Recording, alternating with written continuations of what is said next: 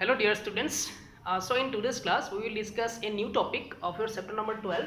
and this today's topic is speed of an electron in nth orbit অর্থাৎ এন্টম কক্ষপথত electron এটাৰ যেটো দ্ৰুতি হ'ব দ্ৰুতিৰ যেটো প্ৰকাশ ৰাখি হেতু আমি উলাব লাগে আৰু তাৰ পৰা সেই দ্ৰুতিৰ যেটো প্ৰকাশ ৰাখি তাৰ পৰা আমি এটা আজি নতুন বস্তু উলাম যাক কোৱা হয় ফাইন ষ্ট্ৰাকচাৰ কনষ্টেন্ট অৰ্থাৎ এটো অসমীয়াত কি বুলি কোৱা হয় সূক্ষ্ম গঠনাত্মক ধ্ৰুৱক এটো কেনেকৈ ওলাই এটো উলোৱা যেটো প্ৰসেস এই প্ৰসেসটো আমি চাব লাগে আৰু এটো কি বস্তু আমি এটো চাব লাগে এটা চোৱা মই যেটো হেডিংত লিখিছো speed of an electron in nth orbit এটো অলৰেডি আমাৰ যোৱা ক্লাছত যেটো লেকচাৰ নম্বৰ 5 হেতু অলৰেডি আমাৰ এটো ডিৰাইভেশন কৰা হৈ গৈছে অৰ্থাৎ এন্টম কক্ষপথত থকা ইলেক্ট্ৰন এটাৰ যেটো দ্ৰুতিৰ যেটো প্ৰকাশ ৰাখি অৰ্থাৎ এন্টম কক্ষপথত ইলেক্ট্ৰন এটা ঘূৰি থাকিলে হি কিমান দ্ৰুতিৰে হি ৰিভলভ কৰি থাকিব কিমান স্পীডেৰে হি ৰিভলভ কৰি থাকিব সেই যেটো স্পীডৰ যেটো এক্সপ্ৰেছন হেতু অলৰেডি আমাৰ ডিৰাইভ কৰা হৈ গৈছে ইয়াৰ ক্লাছত আগৰ ক্লাছত প্ৰথমে এটা লিখিছো কি আমি এটো এক্সপ্ৰেছনৰ পৰাই এই বস্তুটো ওলাম ফাইন ষ্ট্ৰাকচাৰ কনষ্টেন্ট সূক্ষ্ম গঠনাত্মক ধ্ৰুৱক কি বস্তু এইবিলাক 1 মাৰ্কছত সুধিব গতিকে এটো কি বস্তু আমি হেতু ওলাব লাগে এতিয়া ইয়াৰ পৰা এতিয়া চাবা ইয়াৰ আগৰ ক্লাছত আমি এটো বস্তু চাইছিলো যে এটো যদি আমাৰ নিউক্লিয়াছ হয় এটো যদি আমাৰ নিউক্লিয়াছ হয় আৰু নিউক্লিয়াছত আমি এতিয়া লাগে কি থাকা বুলি পাই আছো যে যিখিনি পজিটিভ চাৰ্জ যিখিনি ধনাত্মক আধান সেই গোটেইবিলাক আমি ক'ত থাকা বুলি পাই আছো এতিয়া লাগে নিউক্লিয়াছত থাকা বুলি আমি অলৰেডি পাই আছো ইয়াৰ ভিতৰত আমি এই যিখিনি নিউক্লিয়াছত ভিতৰত থকা যিখিনি পজিটিভ চাৰ্জ যিখিনি ধনাত্মক আধান সেইখিনিক আমি কি বুলি পাই আছো এতিয়া লাগে প্ৰটন বুলি পাই আছো ইয়াৰ ভিতৰত নিউট্ৰনো থাকে বাট নিউট্ৰনৰ কনসেপ্টটো এতিয়া লাগে আহা নাই এটো পিছত আহিব এতিয়া আমি প্ৰটন থাকা বুলি ধৰি ললো আৰু ইয়াৰ চাৰিওফালে কি আছে কিছুমান অৰবিটত এনেকা পাৰ্টিকুলাৰ অৰবিট কিছুমানত তোমাৰ কি হৈ আছে ইলেক্ট্ৰনছ বিলাক ৰিভলভ কৰি থাকে বুলি পাইছিলো ইয়াৰ চাৰিওফালে এনেকা অৰবিট বিলাকত ইলেক্ট্ৰনছ বিলাক ৰিভলভ কৰি থাকে সে সাপোজ এটো অৰবিটত এটো কক্ষপথত ইলেক্ট্ৰন এটা ৰিভলভ ঘূৰি আছে তোমাৰ ৰিভলভ কৰি আছে বা এটো অৰবিটত ইলেক্ট্ৰন এটা ৰিভলভ কৰি আছে বা ঘূৰি আছে তেতিয়া হলে এই ইলেক্ট্ৰনটো ইয়াত ঘূৰি থাকিব লাগিলে সাপোজ এটো ডাইৰেকশনত এনেকা ৰিভলভ কৰি আছে এটো দিশত ৰিভলভ কৰি আছে ঘূৰি আছে তো এই কক্ষপথৰ যেটো ব্যাসাৰ্ধ হ'ব যেটো ৰেডিয়াস হ'ব হেতু কিমানখিনি হ'ব ইমানখিনি হ'ব এই কক্ষপথৰ যেটো ব্যাসাৰ্ধ হ'ব হেতু কিমানখিনি হ'ব ইয়াৰ পৰা ইমানখিনি হ'ব আচলতে নিউক্লিয়াছটো যদিও মই ইমান ডাঙৰকৈ আঁকিছো এটো ইমান ডাঙৰ নহয় এটো একদম সৰু আৰু নিউক্লিয়াছৰ যেটো অৰ্ডাৰ কিমানখিনি সৰু এটো আমি অলৰেডি পাইছিলো কিমান পাইছিলা 10 টু দি পাৱাৰ -15 মিটাৰ অৰ্থাৎ 10 to the power 10 to the power -15 means কি এটো ফাৰ্মি মিটাৰ বুলি কৈছিলা নহয় এটো আমি পাইছিলো ইয়াৰ আগৰ ক্লাছত ডিস্টেন্স অফ ক্লোজেষ্ট এপ্ৰোচ এটো যেতিয়া পঢ়িছিলা নিকটতম পদ্ধতিৰ দূৰত্ব তাত আমি এটা আভাস পাইছিলো যে নিউক্লিয়াছটো কিমানখিনি আকাৰৰ হ'ব পাৰে এটো আমি পাইছিলো তাত তো এতিয়া এটো মই ইয়াতে বুজাৰ কাৰণে ডাঙৰকৈ আঁকি দিছো সো এইখিনি হৈছে আমাৰ ব্যাসাৰ্ধ তাৰ ব্যাসাৰ্ধ যেটো কক্ষপথত সাপোজ এটো আমাৰ 1 নম্বৰ কক্ষপথ ফাৰ্স্ট অৰবিট এটো আমাৰ সেকেন্ড অৰবিট এই ফাৰ্স্ট অৰবিটত ইলেক্ট্ৰনটো ঘূৰি থাকোতে তাৰ যেটো ব্যাসাৰ্ধ হ'ব এটো এইখিনি হ'ব সেকেন্ড অৰবিটত ৰিভলভ কৰি থাকোতে ঘূৰি থাকোতে তাৰ যেটো ব্যাসাৰ্ধ হ'ব এইখিনি হ'ব গতিকে এই ব্যাসাৰ্ধৰ যেটো প্ৰকাশ ৰাখি যেটো এক্সপ্ৰেছন হেতু কেনেকৈ ওলাই আমি অলৰেডি যোৱা ক্লাছত পাইছিলো এটো মই চাগে তোমাক r বুলি দি আছিলো ইয়াতে এনেকা অকল r বুলি দিছো হয় কিন্তু এতিয়া এটা বস্তু চোৱা এটা তুমি rn এটা লগাই দিব পাৰা ইয়াতে rn এটা লগাই দিব পাৰা কিয় rn এটা লগাই দিব পাৰা কাৰণ এটো যেটো এক্সপ্ৰেছন তুমি পাইছা এই যেটো প্ৰকাশ ৰাখি তুমি পাইছা এটো কিমানতম ইলেক্ট্ৰনটোৰ তুমি ব্যাসাৰ্ধ পাইছা আৰু কোনটো অৰবিটত কোনটো কক্ষপথত ঘূৰি থকা ইলেক্ট্ৰনৰ ব্যাসাৰ্ধ এটো nতম কক্ষপথত কাৰণ ইয়াতে n ভ্যালুটো আমি কোনো ভ্যালু কোনো স্পেসিফিক ভ্যালু আমি n ৰ প্লেছত পুট এতিয়ালৈকে কৰা নাই কোনো বহুৱা নাই n ৰ প্লেছত আমি এতিয়ালৈকে একো ভ্যালু বহুৱা নাই যেহেতু আমি এতিয়ালৈকে n ৰ প্লেছত একো ভ্যালু বহুৱা নাই গতিকে এটো nতম কক্ষপথত ঘূৰি থকা ইলেক্ট্ৰন এটাৰ ব্যাসাৰ্ধ বুলি ক'ব পাৰো আমি ঠিক আছে rn লগাব পাৰো আৰু হি কিমান স্পিডেৰে ঘূৰি থাকিব অৰ্থাৎ এই কক্ষপথত ইলেক্ট্ৰনটো যদি এনেকুৱাকৈ ঘূৰি থাকিব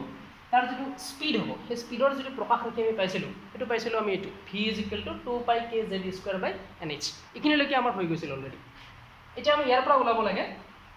এই ফাইন ষ্ট্ৰাকচাৰ কনষ্টেন্ট বুলি যেটো পাই আছো এটো কি বস্তু আমি এটো চাব লাগে এতিয়া ইয়াৰ পৰা তো আমি কি কৰো এটো ওলোৱাৰ কাৰণে ফাইন ষ্ট্ৰাকচাৰ কনষ্টেন্ট ওলোৱাৰ কাৰণে আমি ডাইৰেক্ট এই যেটো স্পীডৰ যেটো এক্সপ্ৰেছন পাইছিলো অৰ্থাৎ the speed of an electron in an nth orbit যেটো এক্সপ্ৰেছন পাইছিলো এটো ডাইৰেক্ট আমি ইয়াতে ইউজ কৰিম ব্যৱহাৰ কৰিম আমি এই বস্তুটো অৰ্থাৎ এই প্ৰকাশ ৰাখিটো ব্যৱহাৰ কৰি কিনে আমি সূক্ষ্ম গঠনাত্মক ধ্ৰুৱক কি বস্তু ফাইন ষ্ট্ৰাকচাৰ কনষ্টেন্ট কি বস্তু এটো আমি ডিৰাইভ কৰিম তো আমি জানো দা ভেলোসিটি দা স্পীড বুলি দিয়া the speed of an electron in nth orbit অৰ্থাৎ nতম কক্ষপথত থকা ইলেক্ট্ৰন এটাৰ যেটো দ্ৰুতিৰ যেটো প্ৰকাশ ৰাখি এটো কিমান পাইছিলো আমি v = এটো অসমীয়াত হ'ব nতম কক্ষপথত থকা ইলেক্ট্ৰন এটাৰ দ্ৰুতিৰ প্ৰকাশ ৰাখি v = তোমাৰ কিমান হ'ব 2πkz²/nh হ'ব এটো এটা 2 তোমাৰ ধ্ৰুৱক কনষ্টেন্ট পাই কনষ্টেন্ট k কনষ্টেন্ট আছিল Z টো কি আছিল প্ৰটনৰ সংখ্যা এটো তোমাৰ মৌল লৈ পিনে এলিমেন্ট লৈ পিনে বেলেগ বেলেগ হ'ব E টো আছিল কাৰ আধাৰ এটো প্ৰটনৰ আধাৰ আছিল লগতে ইয়াতে n টো কি আছিল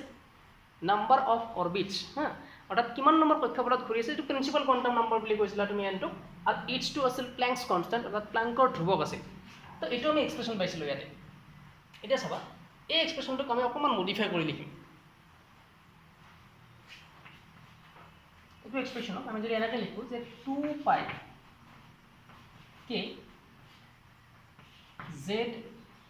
2 পাই k z স্কয়ার বাই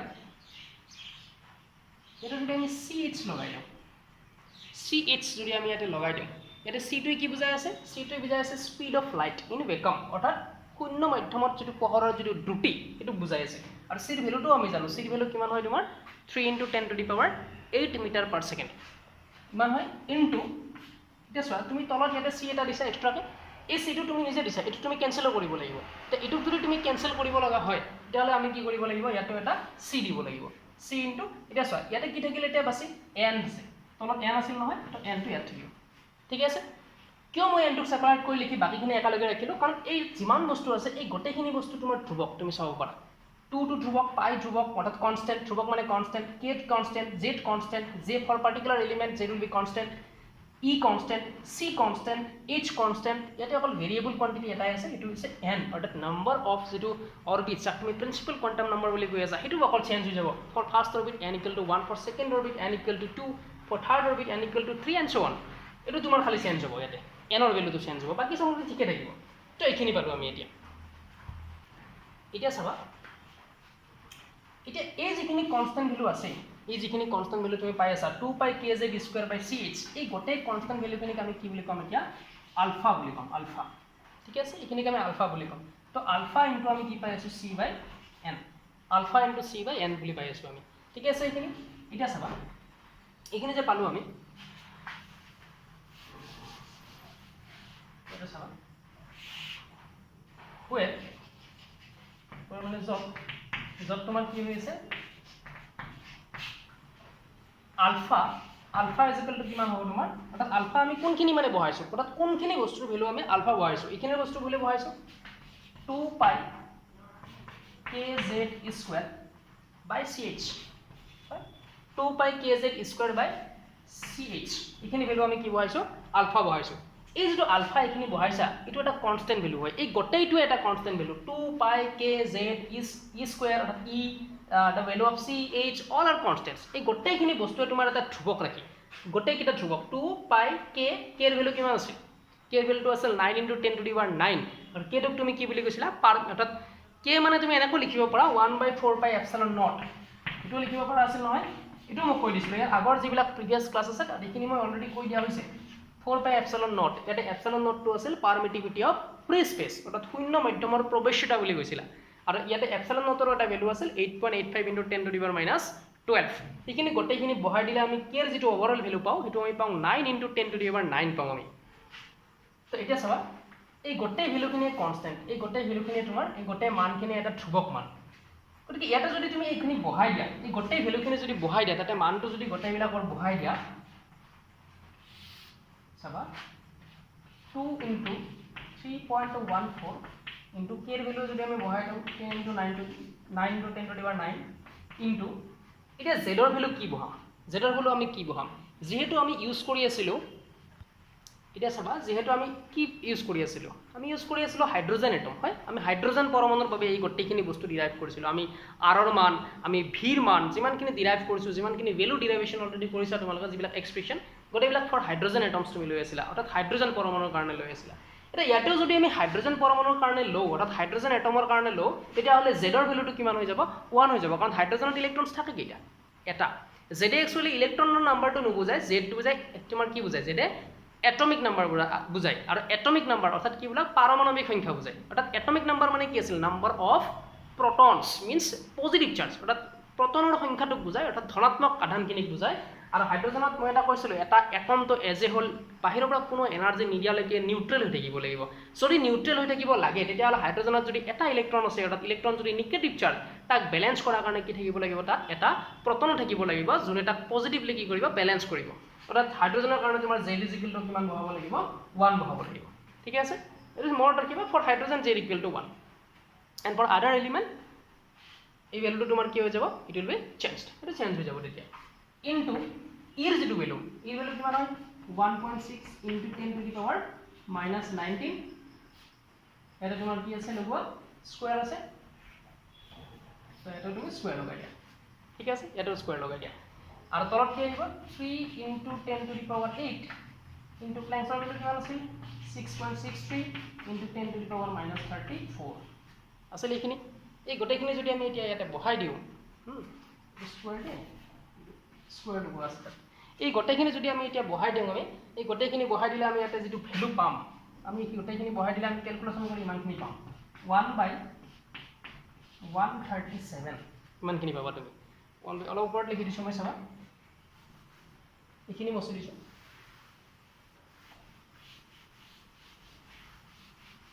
আৰু তুমি এইখিনি পৰা পাবা আলফা ইকুৱেল যদি ক্যালকুলেশন কৰা 1/137 পাবা ইনি ক্যালকুলেশন কৰি চাব পাৰা তুমি 1/137 ইমানখিনি ভ্যালু ইয়াৰ পৰা পাবা এটা চোৱা যদি আলফাৰ ভ্যালু ইখিনি পালো আমি তো এটো পাই আছিল অলপ আগতে v = আলফা ইনটু c/n পাই আছিল ওইখিনি মুছি দিলো অলৰেডি তো এইটো এক্সপ্ৰেছন তুমি পাই আছিলা আৰু ইয়াতে আলফা মানে আমি ইখিনি ধৰি লৈছিলো আলফা আৰু আলফাৰ ভ্যালু গোটেইবিলাক যেহেতু ধ্ৰুবক ভ্যালু গোটেইবিলাক যেহেতু কনস্ট্যান্ট নাম্বাৰ গোটেইবিলাক বহাই দিয়াৰ পিছত যদি তুমি আলফাৰ যেটো মান পালা যেটো ভ্যালু পালা এটো পালা 1/137 পালা এখানে যদি ইয়াতে বহাই দিয়া তুমি দেখা পাবা 1/137 into c/n পাম এখিনি আমি 1/137 into c/n ইমানখিনি পালো এটা চাবা ইয়াতে এই যে আলফা এখিনি যে পালো আমি আলফা এই গোটেইখিনি ভ্যালু আমি কনস্ট্যান্ট ভ্যালু পাই আছো আৰু এই আলফাৰ যেটো ভ্যালু পালা 2πkz² অৰ্থাৎ যাৰ ভ্যালু তুমি 1/137 পাই আছা এই আলফাটোকে তুমি কি বুলি কোৱা হয় এই আলফাটোকে কোৱা হয় ফাইন স্ট্ৰাকচাৰ কনস্ট্যান্ট বা সূক্ষ্ম গঠনাত্মক ধ্ৰুবক বুলি কোৱা হয় ধ্ৰুবক এই কাৰণে কাৰণ তুমি চোৱা আলফাৰ যিমান কিটা ভ্যালু ইয়াতে বহাইছা যিমান কিটা মান বহাইছা অল আৰ কনস্ট্যান্টস গোটেইবিলাক ধ্ৰুবক ৰাখি হয় গোটেইবিলাক মানে তোমাৰ ধ্ৰুবক ইয়াতে গতিকে হেতু কোৱা হয় সূক্ষ্ম গঠনাত্মক ধ্ৰুবক বা ফাইন স্ট্ৰাকচাৰ কনস্ট্যান্ট এই আলফাটোক কোৱা হয় যদি 1 মাৰ্কছত আহে তুমি ভেলোসিটিৰ পৰা এইখিনি ডিৰাইভ কৰি দিলে হ'ল খালি ইয়াতে লিখি দিবা where alpha is called fine structure constant or বা তোমাক অসমীয়াত লিখিলে কি হ'ব সূক্ষ্ম গঠনাত্মক ধ্ৰুবক এটা ইয়াৰ পৰা তুমি এটা কনক্লুজন পাবা কি কনক্লুজন পাবা চাবা v = তুমি পাই আছা 1/137 into c/n এটা চোৱা যদি তুমি চাবা ইয়াতে যদি তোমাৰ এই n টো কি বুজাইছে প্ৰিন্সিপাল কোয়ান্টাম নাম্বাৰ অৰ্থাৎ অৰবিটৰ সংখ্যাটো যদি তুমি একদম ইনাৰমোস্ট অৰবিটটো লোৱা একদম ভিতৰৰ অৰবিটটো লোৱা ফৰ দা ইনাৰমোস্ট অৰবিট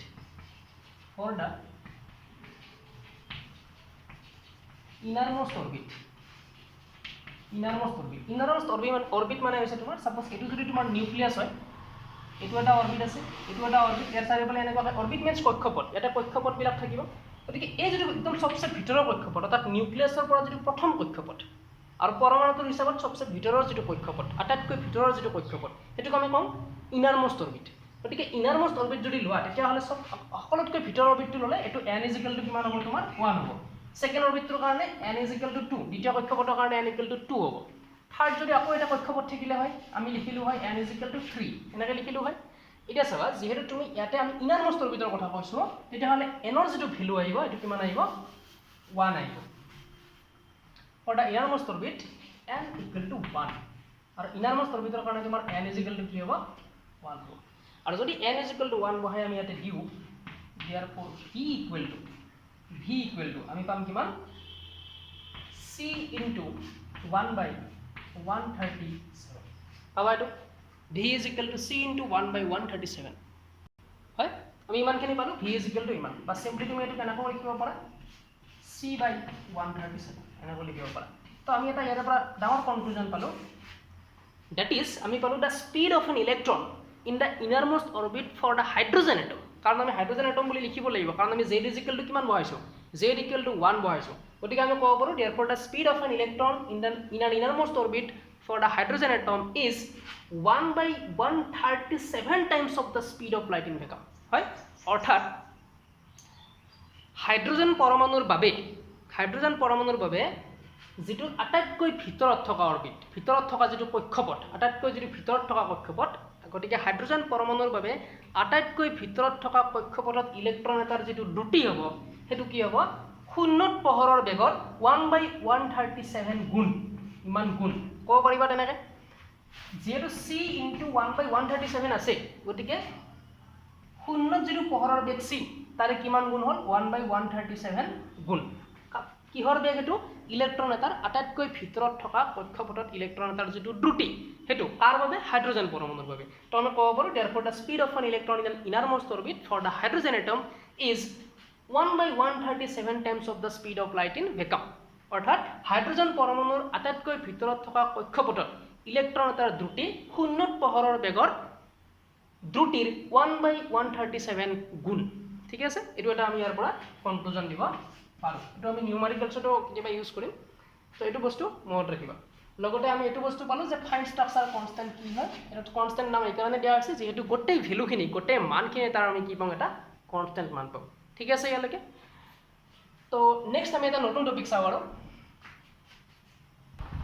সো আমাৰ নেক্সট টপিকটো হ'ল আমি অলৰেডি ইলেক্ট্ৰনৰ এটা বস্তু গম পালো যে ইলেক্ট্ৰনছ বিলাক যদি এটা অৰবিটৰ যিবিলাক পাৰ্টিকুলাৰ অৰবিটত অৰ্থাৎ এটা অৰবিটত যেতিয়া ইলেক্ট্ৰন এটা ঘূৰি থাকে এটা যিকোনো পৰমাণুৰ বা এটা যিকোনো এটমৰ এটা পাৰ্টিকুলাৰ অৰবিটত যেতিয়া ইলেক্ট্ৰন এটা ঘূৰি থাকিব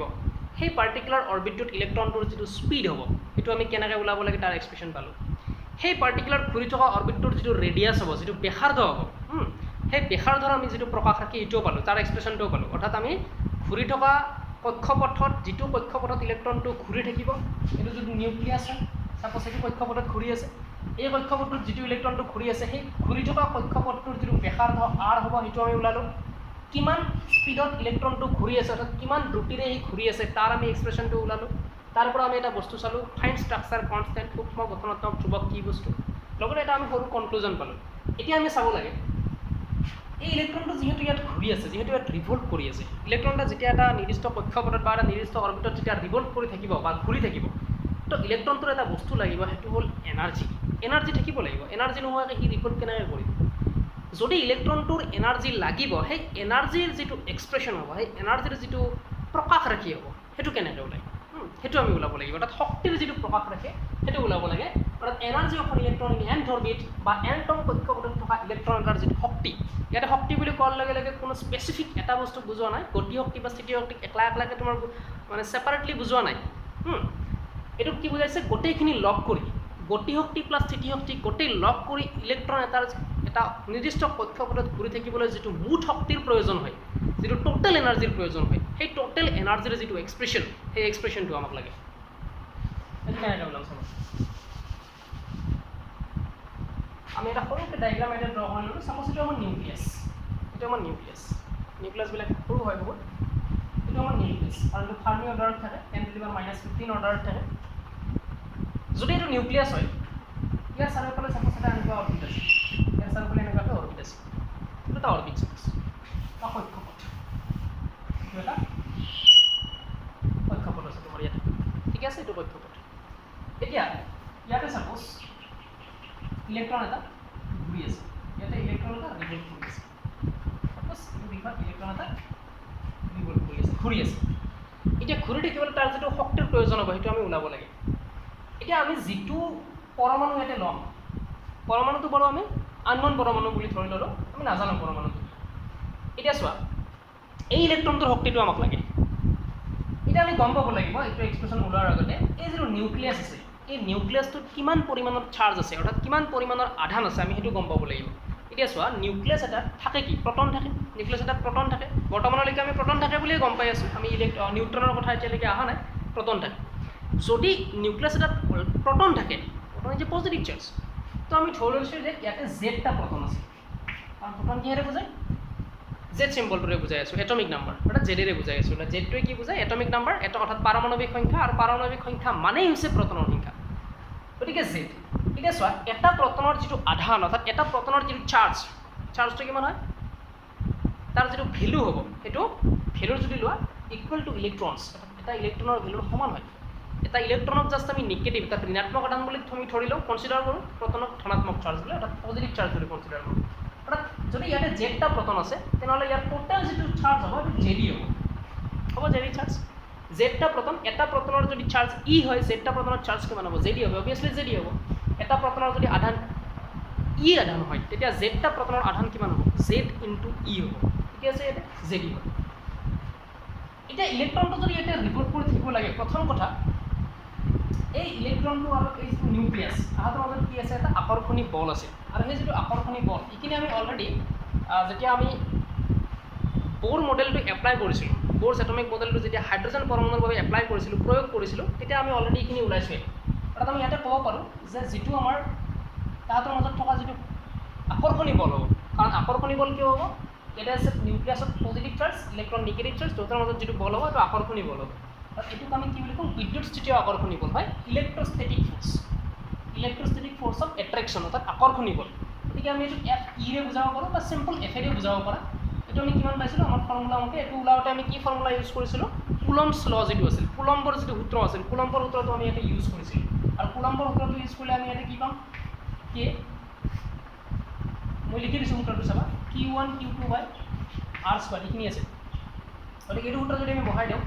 আমি ইয়াৰে পৰা পাম কে Q1ৰ জেগাত আমি কি পাম জেডি,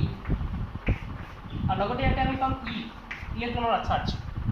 লগতে আমি ইয়াতে কি পাম R স্কোৱাৰ, মই এইখিনি অলৰেডি পাইছিলোঁ। অৰ্থাৎ আমি ইয়াৰে পৰা পাম কে জেড ই স্কোৱাৰ বাই R স্কোৱাৰ, এইখিনি আমি অলৰেডি পাইছিলোঁ। নেক্সট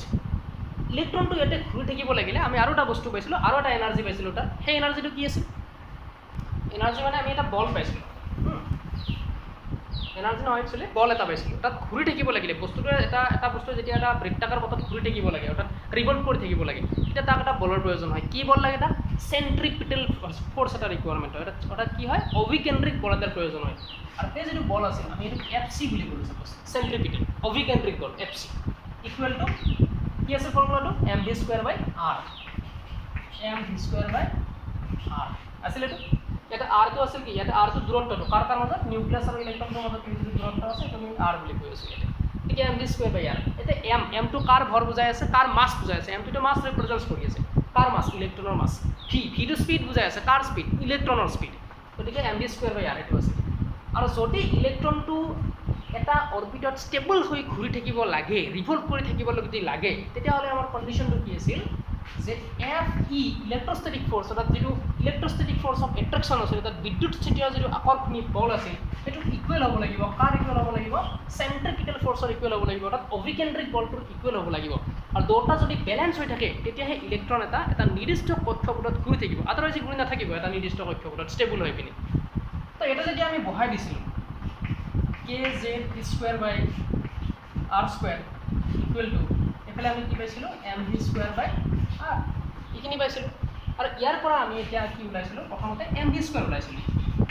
এম ভি স্কুৱেৰটো আমি কেলকুলেট কৰিছিলোঁ। আৰু এম ভি স্কুৱেৰ ইকুৱেলটো আমি কিমান পাম, আমি যদি ওলাওঁ ইয়াৰ পৰা ইয়াতে আৰ আছে ইয়াতে আৰ স্কুৱেৰ আছে, তো এটা আৰ কেঞ্চেল যাব, থাকিব আমাৰ কে জেড স্কুৱেৰ বাই আৰ থাকিব অনলি, থাকিব কে জেড স্কুৱেৰ বাই আৰ থাকিব অনলি, ঠিকে আছে। এইখিনিত আমাৰ থাকিব কি এতিয়া কে জেড স্কুৱেৰ বাই আৰ, অৰ্থাৎ আমি এই এম ভি স্কুৱেৰ যদি পালোঁ সেইটো এক্সপ্ৰেশ্যন আমি ইয়াৰ পৰা পালোঁ, ঠিক আছে বাৰু এটা বস্তু ইয়াতে। ইয়াৰ পৰা আমি একচুৱেলি ইয়াৰ আগৰ যিটো এক্সপ্ৰেশ্যন ওলাইছিলোঁ বৰৰ মডেলটো যেতিয়া এপ্লাই কৰিছিলোঁ ফৰ হাইড্ৰজেন এটম, তেতিয়া আমি ইয়াতে ৰেডিয়াছটো ওলাই লৈছিলোঁ, আৰটো ওলাই লৈছিলোঁ ইয়াৰ পৰা, আৰু আৰটো ওলাওঁতে আমি এম ভি স্কুৱেৰটো ইয়াতে আহি গৈছিল, তাত কে জেড স্কুৱেৰ বাই এম ভি স্কুৱেৰ এনেকুৱা আহি গৈছিল আমি যেতিয়া আৰ এক্সপ্ৰেশ্যনটো আৰৰ যিটো এক্সপ্ৰেশ্যন আমি তাৰ পৰা ওলাইছিলোঁ তেতিয়া, ঠিক আছে। এতিয়া এটা বস্তু চাবা ইয়াতে এই যিটো এম ভি ডাইগ্ৰামটো মই উচি দিছোঁ চাবা, ইয়াতে যদি আমি এই এম ভি স্কুৱেৰৰ যিটো ভেলু পালোঁ সেইটো মই ইয়াতে লিখি ৰাখিছোঁ, মই এম ভি স্কুৱেৰটো কিমান পালোঁ, M V square equal to মই পালোঁ K Z square by R, এইটো আমাক অলপ পিছত লাগিব, সেই এক্সপ্ৰেশ্যনটো আমাক লাগিব, এইটো মই সেইকাৰণে নোট ডাউন কৰি থ'লোঁ তাতে। এতিয়া চাবা, এতিয়া যদি আমি এটা ইলেক্ট্ৰনৰ এনাৰ্জি ওলাব লাগে, টোটেল এনাৰ্জি যদি ওলাব লাগে, মুঠ শক্তি যদি ওলাব লাগে, মুঠ শক্তি বুলি কোৱাৰ লগে লগে তাতে দুই ধৰণৰ শক্তি আছে। এক ধৰণৰ শক্তি হৈছে তোমাৰ গতি শক্তি অৰ্থাৎ কাইনেটিক এনাৰ্জি প্লাছ, আৰু এক ধৰণৰ শক্তি হৈছে তোমাৰ পটেঞ্চিয়েল এনাৰ্জি অৰ্থাৎ স্থিতি শক্তি। গতি শক্তি প্লাছ স্থিতি শক্তি দুটা লগ লাগি পিনে তোমাৰ ইলেক্ট্ৰনটো তুমি কি পাবা মুঠ শক্তিটো পাবা, ঠিক আছে। এতিয়া চাবা গতি শক্তি যদি ওলাব লাগে, ইলেক্ট্ৰনটোৰ যিটো গতি শক্তি হ'ব kinetic energy of the electron, ইলেক্ট্ৰনটোৰ যিটো কাইনেটিক এনাৰ্জি হ'ব তো আমি কেনেকৈ ওলাম সাপোজ কে বুলি ক'লো আমি direct K equal to half M V square হয় কাইনেটিক এনাৰ্জিৰ যিটো ফৰ্মুলা অৰ্থাৎ ইলেক্ট্ৰনটোৰ যিটো গতি শক্তি হ'ব kinetic energy of the electron অৰ্থাৎ ইলেক্ট্ৰনটোৰ যিটো গতি শক্তি হ'ব সেইটো হ'ব হাফ এম ভি স্কোৱাৰ হ'ব এতিয়া চোৱা মই এম ভি স্কোৱাৰটো কিয় ৰাখিছিলোঁ ওলাই কিনে সিংগল যে মই এম ভি স্কোৱাৰটো তোমাক ওলাই ৰাখিব দিলোঁ কিয় দিলোঁ তুমি যদি আৰ ওলালা হয় এগেইন এম ভি স্কোৱাৰত তুমি আকৌ ওলাই ইয়াৰ পৰা আৰ উলিওৱা আকৌ ভিৰ ভেলু ইয়াতে বহাই দিব লাগিব বহুত দীঘল হৈ যাব এতিয়া তুমি এটা কাম কৰা তুমি যেহেতু এম ভি স্কোৱাৰৰ ভেলু ডাইৰেক্ট জানা ইয়াৰ পৰাতো তুমি গমেই পাই আছা M V square equal to K Z square by R তো তুমি সিম্পলি ইয়াতে কি কৰা সেইটো ভেলুটো পুট কৰি দিয়া কে জেড স্কোৱাৰ বাই আৰ আকৌ কৰিব নালাগে বাছ ইয়াতে থৈ দিয়া ডাইৰেক্ট ইয়াৰ পৰা যদি তুমি এতিয়া আৰ ওলাই ল'লা হয় প্ৰব্লেমটো কি হ'ল ইয়াতে কোনো আৰ নাই তুমি এতিয়া ভিৰ এটা এক্সপ্ৰেশ্যন পাইছিলোঁ নহয় আমি অলপ আগতে সেই ভিৰ এক্সপ্ৰেশ্যনটো ভিৰ প্ৰকাশ ৰাখিটো বহাব লাগিলে হয় তাৰপিছত আকৌ আৰৰ ভেলু বহোৱা বহুত দীঘল হৈ যাব তো চিম্পল ডাইৰেক্ট তুমি কি কৰিবা এম ভি স্কোৱাৰৰ এইটো ভেলুটো ওলাবা তো কেনেকৈ ওলাই আমি যিটো electrostatic force of attraction which is must be equal to the কিহৰ ইকুৱেল হ'ব লাগিব centripetal force of the revolving electrons সেই যিটো ৰিভলভিং ইলেক্ট্ৰনটোত যিটো চেণ্ট্ৰিপিটেল ফ'ৰ্চ এপ্লাই হৈ আছে সেইটোৰ ইকুৱেল হ'ব লাগিব যদি ইলেক্ট্ৰনটো ষ্টেবল হৈ এটা অৰ্বিটত ঘূৰি থাকিব লাগে আৰু দুটা যেতিয়া তুমি ইকুৱেল কৰি দিবা তাৰ পৰা তুমি এম ভি স্কোৱাৰটো চিম্পলকৈ এইটো ছিংগলকৈ তুমি ওলাই কিনে ৰাখি দিয়া সেইটো এক্সপ্ৰেশ্যন এতিয়া সেই এম ভি স্কোৱাৰৰ যিটো ভেলু পালা মানে ডাইৰেক্ট ইয়াতে পুট কৰি দিয়া পুট কৰি দিলে তুমি পাই আছা বৰ্তমান এইটো অৰ্থাৎ আমি পাই আছোঁ কে জেড স্কোৱাৰ বাই 2r ক্লিয়াৰ একেলগে কে জেড স্কোৱাৰ বাই 2r তুমি পাই আছোঁ এইটো মই ইয়াতে নোট ডাউন কৰি দিলোঁ মই কিমান পালোঁ কাইনেটিক এনাৰ্জি মই কিমান পালোঁ ইয়াতে কে জেড স্কোৱাৰ বাই 2r কিমানখিনি মই কাইনেটিক এনাৰ্জি পালোঁ এতিয়া মই ওলাম পটেঞ্চিয়েল এনাৰ্জি এটা মই ওলাম পটেঞ্চিয়েল এনাৰ্জি এইটো কেনেকৈ ওলাম চাব এটা মই ওলাব গৈ আছোঁ পটেঞ্চিয়েল এনাৰ্জি অৰ্থাৎ স্থিতি শক্তি ওলাব গৈ আছোঁ ইলেক্ট্ৰনটো এতিয়া স্থিতি শক্তিৰ কাৰণে যিটো ফৰ্মুলা সেইটো মই অলৰেডি দি দিছিলোঁ তোমালোকক ক'ত দিছিলোঁ কোনটো প্ৰকাশ ৰাখি ওলাওঁতে দিছিলোঁ বা কোনটো এক্সপ্ৰেশ্যন ওলাওঁতে দিছিলোঁ যেতিয়া তোমালোকে ডিষ্টেঞ্চ অফ ক্লজেষ্ট এপ্ৰ'চ যেতিয়া ওলাইছিলা ডিষ্টেঞ্চ অফ ক্লজেষ্ট এপ্ৰ'চৰ এক্সপ্ৰেশ্যনটো ওলাওঁতে অৰ্থাৎ নিকটতম পদ্ধতিৰ দূৰত্ব যেতিয়া ফাইণ্ড কৰিছিলা তেতিয়া কিন্তু তোমালোকে স্থিতি শক্তি ওলোৱা যিটো ফৰ্মুলা সেই ফৰ্মুলাটো মই তাত দিছিলোঁ আৰু সেইটো আছিল কি ইউৰে বুজায় স্থিতি শক্তি ইউ ইজ ইকুৱেল টু তুমি পাইছিলা কে Q1 Q2 বাই আৰ ইয়াতে আৰ স্কোৱাৰ নহয় ইয়াতে আৰ হয় এইটো কেনেকৈ এইটো আমি যিটো তোমালোকৰ ফাৰ্ষ্ট চেপ্টাৰ তাত ফাৰ্ষ্ট চেপ্টাৰ নহয় ছেকেণ্ড যিটো চেপ্টাৰ আছে তোমালোকৰ চেপ্টাৰ নম্বৰ 2 এইটো ডিৰাইভ কৰিব লাগিব তুমি এই যিটো ফৰ্মুলা এইটো কেনেকৈ আহে এইটো তুমি ওলাব লাগিব তাতে প্ৰুফ কৰিব লাগিব তো আমি ইয়াতে ডাইৰেক্ট জানি থ'লোঁ ফ'ৰ্চ ওলাব লাগিব অৰ্থাৎ দুটা আধানৰ মাজত যদি আকৰ্ষণী বা বিকৰ্ষণী বল ওলাব লাগে তেতিয়া আমি কুলম্বৰ সূত্ৰ প্ৰয়োগ কৰোঁ সেইটো আছিল কে Q1 Q2 বাই আৰ স্কোৱাৰ হৈ যায় বাট ইয়াতে তোমাৰ যেতিয়া স্থিতি শক্তি ওলাব লাগিব তেতিয়া তুমি কে Q1 Q2 বাই আৰ স্কোৱাৰ নহয় আৰ হৈ যাব অনলি তো এইটো আমি এপ্লাই কৰিম এতিয়া যদি এইটো আমি এপ্লাই কৰোঁ এতিয়া চোৱা আমাৰ ডায়গ্ৰামটো এনেকুৱা আছিল এইটো নিউক্লিয়াছ আছিল ইয়াতে ইলেক্ট্ৰনটো এনেকুৱাতে ঘূৰি আছে এইটো আছিল তোমাৰ নিউক্লিয়াছ য'ত চাৰ্জ আছিল তোমাৰ জেডি আৰ বেহাৰ দ্বাৰা এটা কক্ষপথত ঘূৰি আছিল তো ইয়াতে যদি আমি স্থিতি শক্তিটো ওলাওঁ ইউ ইজ ইকুৱেল টু বা চিম্পলি তুমি পি ইউ বুলিও ক'ব পাৰা U is equal to K Q1 means কোনখিনি চাৰ্জ হ'ব কোনখিনি আধান হ'ব জেডি জেড ইনটু ই হ'ল জেড ইনটু ই আধান এতিয়া Q1 ইনটু Q2 আমাৰ ফৰ্মুলা তুমি আকৌ লিখি দিছোঁ চাওক কে Q1 Q2 বাই আৰ এইটো আছিল ফৰ্মুলা তো কেটোতো কি থাকিল Q1 মিনছ নিউক্লিয়াছত থকা আধান নিউক্লিয়াছত আধান কেইটা আছে জেডিটা এটা নিউক্লিয়াছত আমি কিমানটা প্ৰটন আছে এতিয়ালৈকে নাজানো আমি হাইড্ৰজেন বুলি ধৰি লোৱা নাই আমি যিকোনো এটা এটম ধৰি ল'ব পাৰোঁ যিকোনো পৰমাণু ধৰি ল'ব পাৰোঁ যদি এটা প্ৰটনৰ আধান ই হয় নিউক্লিয়াছত যেটা প্ৰটন আছে তো টোটেল আধান হ'ব জেডি তো আমি জেডি আহিম কিন্তু নেক্সট যিটো ইয়াতে আধান আছে এইটো আছিল ইলেক্ট্ৰনছ আৰু ইলেক্ট্ৰনটো হৈছে নিগেটিভ আধান গতিকে আমি এইটো কি ল'ব পাৰোঁ নিগেটিভ ই ল'লোঁ এতিয়া চাবা ইয়াতে আৰু এটা বস্তুৰ কথা কৈ দিওঁ মই অলপ আগতে যিটো কুলম্বছ ল' এপ্লাই কৰিছিলা কুলম্বছ ল'টো এপ্লাই কৰোঁতে তাতোতো এনেকুৱা আছিল কুলম্বছ ল'টো যেতিয়া এপ্লাই কৰিছিলা অৰ্থাৎ কুলম্বৰ সূত্ৰ যেতিয়া প্ৰয়োগ কৰিছিলা তাতোতো নিউক্লিয়াছ আৰু ইলেক্ট্ৰনৰ মাজৰ কথাইতো লৈছিলা তেতিয়া কিন্তু তুমি এনেকৈ বহাইছিলা কে এটা আধান আছিলে জেডি কিন্তু এটা আধান আছিলে তোমাৰ এইটো আধানটো ইলেক্ট্ৰনেই আছিল এতিয়া ই কিয় লৈছোঁ আমি মাইনাছ ই যে লোৱা নাছিলোঁ তাতে কিন্তু ই লৈছিলোঁ আমি মাইনাছ ই বুলি লোৱা নাছিলোঁ তাত আমি অকল ই লৈছিলোঁ হয় আৰু ইয়াতে কিন্তু মাইনাছ ই লৈছোঁ কিয় কাৰণ এইটো যদি তুমি মাইনাছ ই ল'লা হয় মাইনাছ ই লৈ কিনে তুমি ৰেডিয়াছটো ওলাবাচোন কিমান হয় আৰৰ যিটো ভেলু আহিব আৰৰ ভেলুটো ওলাবাচোন এইটো নিগেটিভত আহিব নিগেটিভ ভেলু এটা আহিব অৰ্থাৎ ঋণাত্মক ভেলু এটা আহিব আৰু আৰু আৰে কি বুজায় ৰেডিয়াছ বুজাই আছে অৰ্থাৎ ব্যাসাৰ্ধ বুজাই আছে ব্যাসাৰ্ধটো তোমাৰ নিগেটিভ হ'ব নোৱাৰে এইটো ঋণাত্মক হ'ব নোৱাৰে গতিকে তুমি ইয়াতে অকল মেগনিচিউডটো লোৱা হৈছে মানটো লোৱা হৈছে চাৰ্জৰ যিটো মান অকল মানটো লোৱা হৈছে তেতিয়া গতিকে তুমি তাতে নিগেটিভ চাইনটো ইউজ নকৰিবা আৰু ইয়াতে পটেনচিয়েল এনাৰ্জি যেতিয়া ওলাবা স্থিতি শক্তি যেতিয়া ওলাবা ইয়াতে যিটো চাৰ্জটো যোনে যি চাৰ্জ তেনেকৈ ইউজ কৰিবা এইটো প্ৰটন বুজাই আছে প্ৰটনটো ধনাত্মক জেডি ইউজ কৰিছোঁ electron negative charge minus use কৰিছোঁ তাৰ মাজত ডিষ্টেঞ্চ কিমান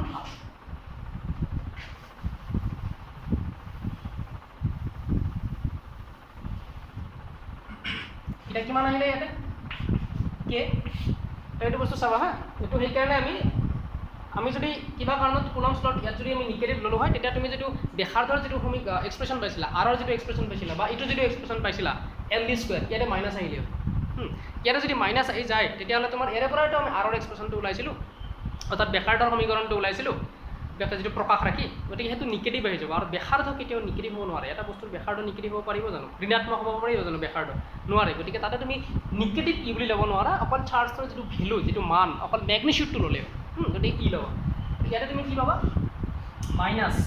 Z square by R that means আমি ইয়াতে পালোঁ minus K Z square by R এইটো পালোঁ minus K Z square by R মই এতিয়া লিখি থৈ দিলোঁ গতিকে মই পটেনচিয়েল এনাৰ্জিৰ যিটো এক্সপ্ৰেশ্যন পালোঁ সেইটো পালোঁ মই minus K Z square by R ইমানখিনি পালোঁ minus K Z square by R এতিয়া মই ওলাব লাগে মই স্থিতি শক্তি গম পালোঁ মই গতি শক্তি গম পালোঁ অৰ্থাৎ কাইনেটিক এনাৰ্জি গম পালোঁ মই পটেনচিয়েল এনাৰ্জিও গম পালোঁ এতিয়া মই ওলাব লাগে total energy of the revolving electrons এই যিটো ইলেক্ট্ৰনছ তোমাৰ ৰিভল্ভ কৰি আছিল সেই ৰিভল্ভ কৰি থকা ইলেক্ট্ৰনটোৰ যিটো টোটেল এনাৰ্জি হ'ব সেইটো কিমান হ'ব মই সেইটো ওলাব লাগে এতিয়া সেইটো কেনেকৈ ওলাম চাবা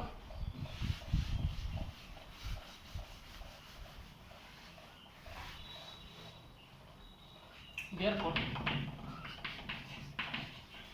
total energy of the electron in nth orbit total energy of the electron in nth orbit অর্থাৎ এনটম কক্ষপথত ইলেক্ট্ৰনটোৰ মুঠ যিটো শক্তি যাক আমি কিহেৰে বুজালোঁ সাপোজ ই এনেৰে বুজাইছোঁ ইটোৰে টোটেল শক্তি বুজাইছোঁ এন মিনছ এনটম কক্ষপথত থকা ইলেক্ট্ৰনটোৰ শক্তি ইলেক্ট্ৰনটো কিমান নম্বৰ কক্ষপথত আছে এইটো তুমি নাজানা আমাক এনটমৰ কাৰণে আমি ওলাম আমাক এতিয়া প্ৰথম কক্ষপথৰ কাৰণে শক্তি লাগে আমি এনৰ ভেলু 1 বহাই দিম দ্বিতীয় কক্ষপথৰ কাৰণে 2 বহাই দিম এটা গম পাবা এইটো কেনেকৈ আহে ইয়াতে তো তুমি এনটো বুজাই আছে এনটম কক্ষপথত থকা ইলেক্ট্ৰন এটাৰ শক্তি অৰ্থাৎ মুঠ এনাৰ্জি টোটেল যিটো এনাৰ্জি হ'ব টোটেল যিটো শক্তি হ'ব সেইটো আমাক লাগে টোটেল এনাৰ্জিটো লাগে মুঠ শক্তিটো লাগে আমি কি কৰিম kinetic energy plus potential energy দুটা এড কৰি দিম আৰু দুটা যদি আমি ইয়াতে এড কৰি দিওঁ আমি পাম কিমান চাবা আমি যদি দুটা এড কৰি দিওঁ কাইনেটিক এনাৰ্জি এক্সপ্ৰেশ্যন কি পাইছিলোঁ এইটো পাইছিলোঁ কে জেড স্কুৱেৰ বাই 2r পাইছিলোঁ কে জেড স্কুৱেৰ বাই 2r প্লাছ পটেনচিয়েল এনাৰ্জি কি পাইছিলোঁ এইটো পাইছিলোঁ minus K Z square by R ইমানখিনি পাইছিলোঁ পটেনচিয়েল এনাৰ্জি অৰ্থাৎ স্থিতি শক্তি ইমানখিনি পাইছিলোঁ আমি এতিয়া যদি আমি চাওঁ তেতিয়াহ'লে আমি এইটো পাই আছোঁ কে জেড স্কুৱেৰ বাই 2r প্লাছ মাইনাছ মাইনাছ হ'ব কে জেড স্কুৱেৰ বাই আৰ হ'ব এইটো কিমানখিনি পালা এতিয়া আমি ইয়াৰ পৰা ই এন ইকুৱেল টু আমি যদি এলচিএম লওঁ ইয়াতে এলচিএম কিমান হ'ব অৰ্থাৎ লসাগু যদি ল'ব লাগে ইয়াতে 2r আছে ইয়াতে r আছে লসাগু কিমান হ'ব ইয়াতে আমাৰ r লিখা আছে এইটো r গতিকে লসাগু কিমান হ'ব এই দুটাৰ এলচিএম যদি লওঁ আমি 2r হ'ব এতিয়া চোৱা 2r হ'ল ইয়াতে এতিয়া ডাইৰেক্ট 2r আছে ইয়াতে 2r আছে তো এইখিনি ডাইৰেক্ট আহিব কে জেড স্কুৱেৰ মাইনাছ ইয়াতে r আছে 2 নাই তো ইয়াতে 2 আহিব 2k জেড স্কুৱেৰ অৰ্থাৎ তুমি ই এনৰ যিটো ভেলু পাই আছা ই এন তুমি কিমান পাবা ই এনৰ ভেলু ইয়াত আছিল 2r আৰু ওপৰত থাকিব মাইনাছ কে জেড এটাৰ পৰা দুটা গ'লে কে জেড স্কুৱেৰ পাবা এইখিনি অৰ্থাৎ আমি যিটো টোটেল এনাৰ্জিৰ যিটো এক্সপ্ৰেশ্যন পালোঁ অৰ্থাৎ মুঠ শক্তিৰ যিটো প্ৰকাশ ৰাখি পালোঁ ইলেক্ট্ৰন এটাৰ ক'ত এনটম কক্ষপথত ঘূৰি থকা ইলেক্ট্ৰন এটাৰ যিটো মুঠ শক্তি তাৰ যিটো প্ৰকাশ ৰাখি পালোঁ এইটো আমি পালোঁ মাইনাছ কে জেড স্কুৱেৰ বাই 2r এইটো মই এতিয়া নোট ডাউন কৰি থলোঁ ই এন ইকুৱেল টু মই পাই আছোঁ কি এতিয়া মাইনাছ কে জেড স্কুৱেৰ বাই 2r এইখিনি পাই আছোঁ এতিয়া চাবা এইখিনিক মই আকৌ অলপমান চিম্প্লিফাই কৰিব পাৰিম কি কৰিম চাবা এতিয়া মাইনাছ এই যে কি আছে কি এর এটা ভ্যালু আছিল নহয় 1/4 পাই এপসাইলন নট এটো আগতেও পাইছো আমি এটো যদি বহাই দিও 1/4 পাই এপসাইলন নট এটো যদি বহাই দিও এটা আমাৰ বাছি কোন থাকিব z²/2r থাকিব বাছি এটা হলো আমি ইয়াৰ পৰা পাম মাইনাছ z²/4 * 2 8 হ'ব 8 পাই এপসাইলন নট r হয় 8 পাই এপসাইলন নট r এটা এপসাইলন নট কি বুজাই আছে পারমিটিভিটি অফ ফ্রি স্পেস অর্থাৎ শূন্য মাধ্যমৰ প্ৰৱেশতা বুজাই আছে এতিয়া চোৱা যদি আমাৰ হাইড্ৰোজেন এটমৰ কাৰণে এইটো এক্সপ্ৰেছন চাব যাওঁ ফৰ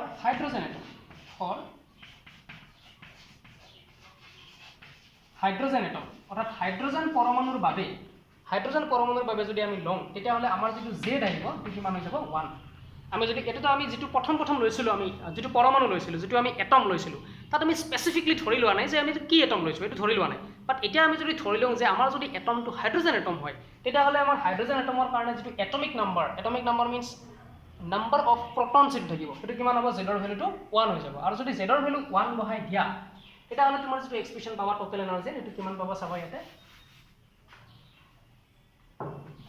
মাইনাসটো থাকিলে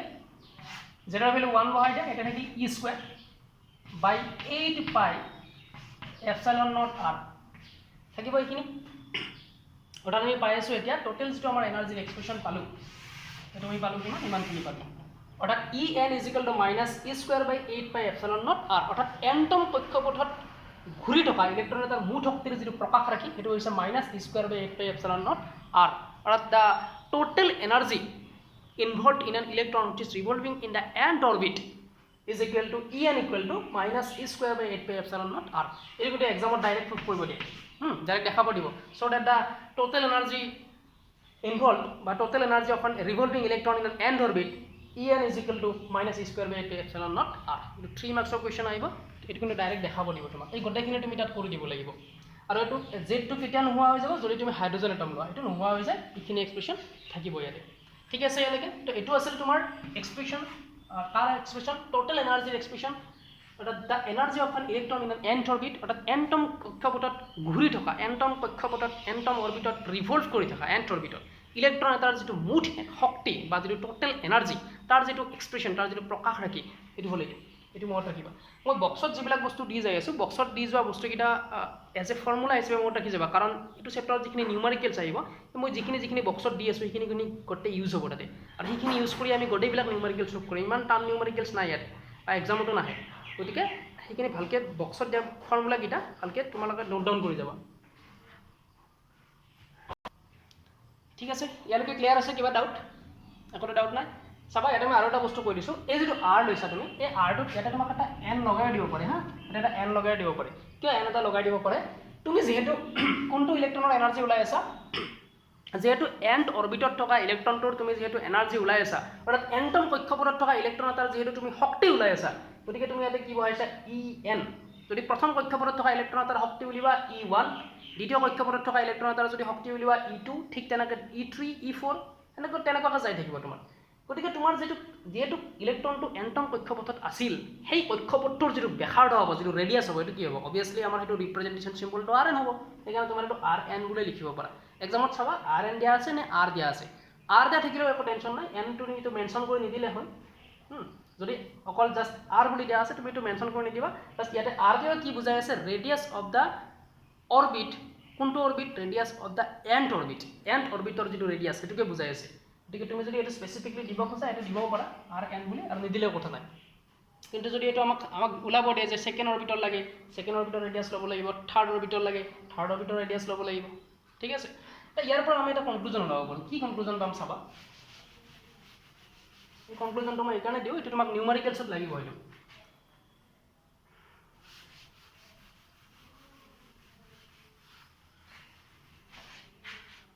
চাবা আমি টোটাল এনার্জি যেটা এক্সপ্রেশন পালো এটু পালো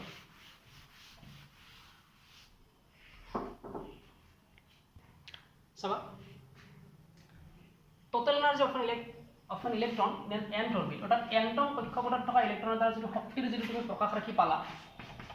En এটো তুমি কিমান পালা এটো পালা যে -k z e² 2r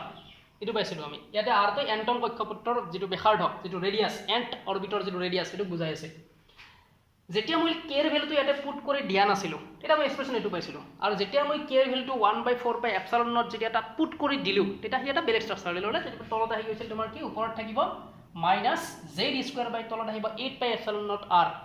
আৰু যেতিয়া হাইড্ৰোজেন পৰমাণুৰ কাৰণে লৈছিলা ফৰ হাইড্ৰোজেন এটম তুমি z = 1 বহাই দিছিলা যেতিয়া লৈকে আমি কোনো ধৰণৰ হাইড্ৰোজেন এটম বুলি তাক কনসিডাৰ কৰা নাই তে আমি ধৰি লৈছো এটা নৰ্মেল এটম আমি হাইড্ৰোজেন বুলি স্পেসিফিক কৰি দিয়া নাই তাক এটমটো আৰু k এৰ ভ্যালুটো ইয়াতে আমি পুট কৰা নাই তেতিয়া হলে আমাৰ যেটো এক্সপ্ৰেছন আছিল for the total energy of an electron in an nth orbit আমি পাই আছিলো এটো এক্সপ্ৰেছন মই ইয়াতে লিখি থৈছো এটো এটা চাবা আমি যেটো ৰেডিয়াছৰ যেটো এক্সপ্ৰেছন পাইছিলো অৰ্থাৎ ইলেক্ট্ৰন এটা যেটো অৰবিটত ঘূৰি থাকিব তাৰ যেটো ৰেডিয়াছ ওলাব লাগে সেই পাৰ্টিকুলাৰ ৰিভলভ কৰি থকা অৰবিটৰ যদি ৰেডিয়াছ ওলাব লাগে তাৰ এটা এক্সপ্ৰেছন আমি পাইছিলো আৰু সেই এক্সপ্ৰেছনৰ যেটো আমি পাইছিলো rn অৰ্থাৎ radius of the nth orbit এটো আমি কিমান পাইছিলো n² h² ডিভাইডেড বাই আমি কি পাইছিলো 4 π² mkz e² এটো পাইছিলা সকি n² h² বাই 4 π² mkz e² ইমানখিনি ভ্যালু আমি পাইছিলো ৰেডিয়াছ অফ এন অৰবিট এটো আমি পাইছিলো এটা চাবা আমি যদি এটা কাম কৰো যেহেতু ইটো তোমাৰ nth অৰবিটৰ ৰেডিয়াছ বুজাই আছে ইটো যেহেতু ৰেডিয়াছ টু nth অৰবিটৰ ৰেডিয়াছ আমি এটা কাম কৰো ইয়াতে -kz e² আমি z টু স্পেসিফিক কৰি দিয়া নাই এতিয়ালৈকে আমি হাইড্ৰোজেন বুলি কৈ দিয়া নাই তো ইমান ডিভাইডেড বাই -kz e² বাই 2 যদি এই rn ৰ প্লেছত যদি rn এক্সপ্ৰেছনৰ এই ভ্যালুখিনি আনি rn ৰ যেটো এক্সপ্ৰেছন আছিল ডাইৰেক্ট যদি আমি এই rn ৰ এক্সপ্ৰেছনখিনি ইয়াতে বহাই দিও putting da value of rn in the expression of total energy এত যদি বহাই দিও আমি কি পাইছাম যেহেতু rn টো তলত আছে তুমি যদি এটো মাল্টিপ্লাই কৰি দিয়া এটো কি হ'ব ইনভাৰ্স হৈ যাব অৰ্থাৎ 4 π² mk z e² এখিনি ওপৰত আহিব আৰু যেটো n² h² আছে এটো তলত আহি যাব n² h² এটো তলত আহি যাব আহিব এটো এখিনি যদি আমি কৰো তেতিয়া হলে তুমি চোৱা ইয়াৰ পৰা এটা তুমি কনক্লুজন পাবা কি কনক্লুজন পাবা ইয়াৰ পৰা যেটো এক্সপ্ৰেছন পাবা তুমি কি পাবা চাবা মাইনাস থাকিব 2 ৰে ফৰক 2 বাৰ যাব 2 ৰে ফৰক 2 বাৰ নেক্সট তোমাৰ π² ইয়াতেও আছে π² ইয়াতেও থাকিব নেক্সট তোমাৰ কি থাকিব m থাকিব নেক্সট তোমাৰ k থাকিব ইয়াতে k থাকিব k তোমাৰ দুটা থাকিব এটো এটা k আছে এটো এটা k আছে তো k² থাকিব তো k² থাকিলে ইয়াতে নেক্সট তোমাৰ z এটো এটা আছে এটো এটা আছে তো তোমাৰ ইয়াতে z² থাকিব z² থাকিব লগতে e² আৰু e² that means e to the power 4 থাকিব ইয়াতে e to the power 4 divided বাই তোমাৰ কি থাকিব ইয়াতে চাবা এতিয়া n² h² পালা এটো এটা আকৌ নতুন ষ্ট্ৰাকচাৰ এটা আমি পালো এটো এটা আমি নতুন ষ্ট্ৰাকচাৰ পালো আমি এনাৰ্জি এটা কি পালো নতুন এটা ষ্ট্ৰাকচাৰ পালো অলপ আগতে যেটো পাইছিলো এটুকে আমি অকমান আকৌ এটো মডিফাই কৰি আমি r ৰ যেটো এক্সপ্ৰেছন আছিল অৰ্থাৎ r যেটো ৰেডিয়াছৰ যেটো এক্সপ্ৰেছন এটো আমি ইয়াতে বহাই দিলো আৰু k এর ভ্যালুটো আমি এতিয়ালৈকে বহাই দিয়া নাই নহয় নিদিয়াকে আমি আকৌ স্পেসিফিক কৰি দিয়া নাই যে আমাৰ এটমটো হাইড্ৰোজেন এটম তেতিয়া হলে আমি আকৌ এটা নতুন এক্সপ্ৰেছন পাম এটো এটা যদি তুমি হাইড্ৰোজেন বুলি স্পেসিফিক কৰি দিয়াতে z = 1 বহাই দিলে হল তেতিয়া হলে এটো স্পেসিফিক তোমাৰ হৈ যাব যদি আমি বহাই দিও এতিয়া ফৰ হাইড্ৰোজেন এটম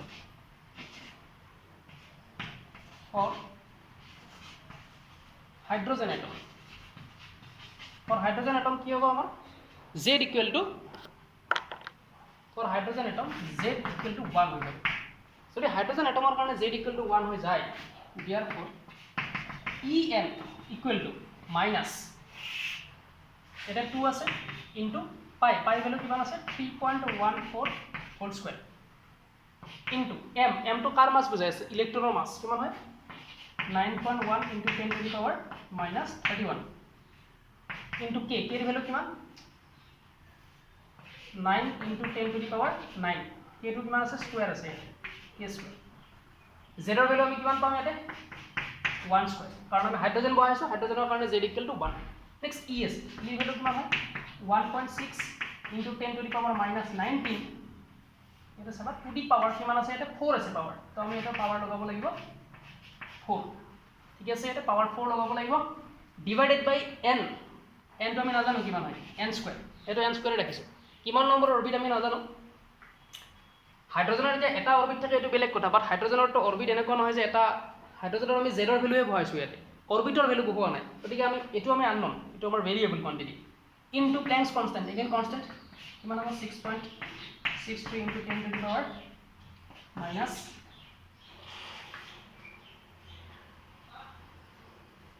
34 হ'ব ইমানখিনি।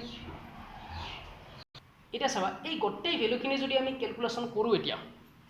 এই গোটেইখিনি ভেলু যদি তুমি কেলকুলেশ্যন কৰা তেতিয়া তুমি কিমান পাবা, ইয়াৰ পৰা এটা এক্সপ্ৰেশ্যন পাবা। এতিয়া আমি যদি এই গোটেইখিনি কেলকুলেশ্যন কৰোঁ আমি এতিয়া কি পাম, ইয়াৰ পৰা এনেকুৱা এটা এক্সপ্ৰেশ্যন পাম চাবা, কাৰণ এই যিমানখিনি ভেলু বহাই দিছোঁ অল আৰ কনষ্টেণ্ট ভেলু, তেতিয়াহ'লে তুমি যিটো ENৰ এক্সপ্ৰেশ্যন পাবা সেইটো ইমানখিনি পাবা মাইনাছ এই গোটেইখিনি কেলকুলেশ্যন কৰিলে আমাৰ এটা ৰিজাল্ট আহিব 13.6, ইমানখিনি আহিব 13.6 ডিভাইডেড বাই n স্কুৱেৰ, ইমানখিনি আহিব 13.6 বাই n স্কুৱেৰ, ইমানখিনি ভেলু আহিব তোমাৰ টোটেল। আৰু এইটো ইউনিটটো কিহত থাকিব তোমাৰ, এই যিটো এনাৰ্জিৰ যিটো ভেলু আহিল ইমানখিনি ইভিত থাকিব, ইলেক্ট্ৰন ভল্টত থাকিব। এতিয়া এই এক্সপ্ৰেশ্যনৰ পৰা আমি এনাৰ্জিবিলাক কেনেকৈ ওলাম, এইটো ইলেক্ট্ৰন ভল্ট কিয় হ'ল, একচুৱেলি এইটো এনাৰ্জিৰ ইউনিট চবা। ইয়াতে মই এটা কথা কৈ দিছোঁ, এনাৰ্জিৰ যিটো ইউনিট, এনাৰ্জিৰ যিটো একক, এইটোতো জুল হ'ব লাগিছিল ইয়াতে, কিন্তু ইয়াতে আমি কি লিখিছোঁ ইভি, এইটো একচুৱেলি জুলতে আহে। প্ৰথমতে তুমি যিখিনি কেলকুলেশ্যন কৰিবা সেইখিনি জুলতে আহিব, বাট ইয়াতে জুলক ইলেক্ট্ৰন ভল্টলৈকে কনভাৰ্ট কৰা হৈছে। এতিয়া জুলক ইলেক্ট্ৰন ভল্টলৈকে কেনেকৈ কনভাৰ্ট কৰিব লাগে সেইটো মই নেক্সট ক্লাছত আমি যেতিয়া ইয়াৰ ওপৰত বেলেগ টপিক এটা ষ্টাৰ্ট কৰিম তাত মই কৈ দিম এইখিনি। এতিয়া আমি ইয়াৰ পৰা পালোঁ যে ইমানখিনি আহিব, ইমানখিনি আহিব মাইনাছ 13.6 বাই n স্কুৱাৰ ইনটু ইমান n স্কুৱাৰ ইভি, ইমান ইলেক্ট্ৰন ভল্ট। এতিয়া ফৰ দ্য আমাক যদি লাগে the energy of the electron in the first orbit, তেতিয়া আমি E1, ডেট মিনছ তোমাৰ কিমান আহিব, এতিয়া এনৰ প্লাছত 1 আহিব, তুমি পাবা এনাৰ্জিটো minus 13.6 electron volt energy. Next লাগে আমাক total energy of the electron ৰিভল্টিং ইন দ্য ছেকেণ্ড অৰবিট, তো তুমি বহাই দিবা E2 বহাই দিলে এতিয়া এনাৰ্জি ভেলু কিমান আহিব, এতিয়া 2 আহিলে 2 স্কুৱাৰ, ডেট মিনছ 4 আহিব ইয়াতে, তো মাইনাছ 13.6ক যদি 4ৰে ডিভাইড কৰি দিয়া তুমি কিমান পাবা ৰিজাল্টটো ইফালে, সেইটো পাবা মাইনাছ 3.4, ইমানখিনি পাবা মাইনাছ 3.4 ইলেক্ট্ৰন ভল্ট এনাৰ্জি। ঠিক তেনেকৈ আমি কোন নম্বৰ অৰবিটত, তাত কিমান নম্বৰ অৰবিটত থকা ইলেক্ট্ৰনটোৰ আমাক এনাৰ্জি সুধিছে, এনাৰ্জি লাগে আমাক, সেইখিনি আমি এইটোৰ পৰা আমি ডাইৰেক্ট এতিয়া আমি কি কৰিব পাৰিম, কেলকুলেশ্যন কৰিব পাৰিম। অৰ্থাৎ ইয়াৰ পৰা আমি এটা নতুন আকৌ কনক্লুজন পালোঁ, এটা নতুন এজ এ ফৰ্মুলা হিচাপে ইউজ কৰিম দে, এইটো বক্সৰ ভিতৰত ৰাখিবা, এইটো আমি ইয়াৰ পৰা কেলকুলেশ্যন, ইয়াৰ পৰা আমি এনাৰ্জিবিলাক কেলকুলেশ্যন কৰিব পাৰিম। এতিয়া এইখিনি কেলকুলেশ্যন কৰিলে মই যে ক'লোঁ এইখিনি গোটেইখিনি ভেলু যদি তুমি কেলকুলেশ্যন কৰা তুমি ডাইৰেক্ট মাইনাছ 13.6 নোপোৱা, তুমি ডাইৰেক্ট যাই পিনে মাইনাছ 13.6 নোপোৱা, তুমি কি পাবা, এতিয়া এনাৰ্জিৰ এইখিনি যিখিনি ভেলু আছে এইখিনি কেলকুলেশ্যন কৰিলে যিখিনি ভেলু পাবা সেইটো জুলত থাকিব, কাৰণ এনাৰ্জিৰ ইউনিট জুল হয়, এনাৰ্জিৰ যিটো ইউনিট হয়, যিটো একক হয় সেইটো জুল হয়, বাট সেইটোক কি কৰা হৈছে, জুলটোক ইলেক্ট্ৰন ভল্টলৈকে কনভাৰ্ট কৰা হৈছে। আৰু জুলক ইলেক্ট্ৰন ভল্টলৈকে কনভাৰ্ট কৰিব লাগিলে কি কৰিব লাগে, 1.6 into 10 to the power minus 19ৰে সেই যিখিনি ভেলু পাইছিলে সেইখিনিক ডিভাইড কৰিব লাগিব, ডিভাইড কৰিলে গোটেই ভেলুখিনি তোমাৰ ইলেক্ট্ৰন ভল্টলৈকে কনভাৰ্ট হৈ যাব। গতিকে আমি সেইখিনি নেক্সট ক্লাছত মই কৈ দিম কেনেকৈ কৰে। তো এতিয়া আমি যিটো মেইন এক্সপ্ৰেশ্যন পালোঁ সেইটো মনত ৰাখিবা, আমি এইটো এনাৰ্জিৰ যিটো এটা কনক্লুজন পালোঁ লাষ্টত, যে এনাৰ্জিৰ এক্সপ্ৰেশ্যনটো এনেকুৱা আকৌ কৰিব পাৰি, এইটো গোটেইখিনি ভেলু বহাই পিনে। এতিয়া মই যদি অলপ আগতে কৈছিলোঁ যে এনাৰ্জিৰ যিটো এক্সপ্ৰেশ্যন পালা, কোনটো এক্সপ্ৰেশ্যনৰ কথা কৈছোঁ মই, এইটো এক্সপ্ৰেশ্যনৰ কথা কৈছোঁ,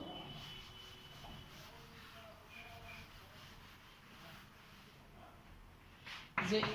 EL ইজ ইকুৱেল টু আমি যে এইটো পাইছিলোঁ মাইনাছ E স্কুৱেৰ বাই 8 পাই এপচাইলন নট R, এইটো যে পাইছিলোঁ, এইটো যিটো এনাৰ্জিৰ এক্সপ্ৰেশ্যন আমি পাইছিলোঁ, এইটো এক্সপ্ৰেশ্যন কিন্তু এক্সামত ডাইৰেক্ট দেখাব দিয়ে, এইটো ভালকৈ চাবা। তাৰে পৰা আমি যিখিনি কনক্লুজন ওলালোঁ যে এইটোক আকৌ আমি এটা বেলেগ ষ্ট্ৰাকচাৰত নিব পাৰোঁ, এইটো আমি যেনেকৈ আমি আৰু এটা এক্সপ্ৰেশ্যন পালোঁ মাইনাছ 2 পাই স্কুৱেৰ n স্কুৱেৰ, এনেকুৱা এটা এক্সপ্ৰেশ্যন পালোঁ, আৰু তাত আমি ভেলুবিলাক বহাই পিনে আমি লাষ্টত এইটো এটা কনক্লুজন পালোঁ। মেইন ফৰ্মুলাটো এইটো, ইয়াক আমি মডিফাই কৰি এনেকুৱাকৈ বেলেগ বেলেগ এক্সপ্ৰেশ্যন বনাব পাৰোঁ, ঠিক আছে। তো ইয়ালৈকে আছিল আমাৰ total energy of an electron in the nth orbit, অৰ্থাৎ nতম কক্ষপথত থকা ইলেক্ট্ৰন এটাৰ যিটো মুঠ শক্তি, সেই মুঠ শক্তিটো আমি অলৰেডি ইয়াতে প্ৰকাশ ৰাখিটো ওলালোঁ, ডিৰাইভ কৰিলোঁ, তাৰ পৰা কিছুমান আমি কনক্লুজনো পালোঁ, কিছুমান বেলেগ বেলেগ আমি ফৰ্মুলা আমি ইয়াতে পাইলোঁ, আৰু যিবিলাক বক্সত দি দিছোঁ এইবিলাক নোট ডাউন কৰি যাবা। এতিয়া ইয়াৰ পিছৰ ক্লাছত আমি এই এনাৰ্জিৰ যিটো এক্সপ্ৰেশ্যন পালোঁ, এইটো জুলৰ পৰা ইলেক্ট্ৰন ভল্টলৈকে কেনেকৈ কনভাৰ্ট কৰে, প্ৰথম কক্ষপথ, দ্বিতীয় কক্ষপথ, তৃতীয় কক্ষপথ, এইবিলাকত থকা এনাৰ্জি কেনেকৈ কেলকুলেশ্যন কৰে, এইবিলাকৰ ওপৰত আমি নেক্সট ক্লাছত ডিছকাছ কৰিম। তো এইটো ক্লাছত ইয়াতেই থাকক, এইখিনিয়ে, ভালকৈ ভিডিঅ'টো চাবা, যদি কিবা ডাউট থাকে বা কিবা বুজি নোপোৱা থাকে ক'লে হ'ল, কাৰণ বস্তুবিলাক একদম সৰু সৰু বস্তু, ইয়াৰ পৰা তোমাৰ বেছিভাগ সৰু কুৱেশ্যনছ প্লাছ এইটো ডাঙৰকৈ আহে দেই, এইটো 3 মাৰ্কছত ডাইৰেক্ট সুধিব কিন্তু, গতিকে বাকী মেক্সিমাম সৰু সৰু কুৱেশ্যন চলিব ইয়াৰ পৰা আৰু ফৰ্মুলাবিলাক মনত ৰাখি যাবা যেতিয়া নিউমাৰিকেল কৰিম তুমি গম পাবা এই বক্সত দিয়া ফৰ্মুলাবিলাক যে মই যে বক্সত দি আছোঁ এনেকুৱাকৈ এইবিলাক যে মনত ৰাখিব কৈছোঁ এইবিলাক ক'ত ইউজ হ'ব কেনেকৈ ইউজ হ'ব যেতিয়া তুমি নিউমাৰিকেলছ কৰিবা তেতিয়া ভালকৈ গম পাবা তো ঠিক আছে নেক্সট ক্লাছত আকৌ লগ পাম এইটো ক্লাছত এইখিনিয়ে থেংক ইউ ছ' মাছ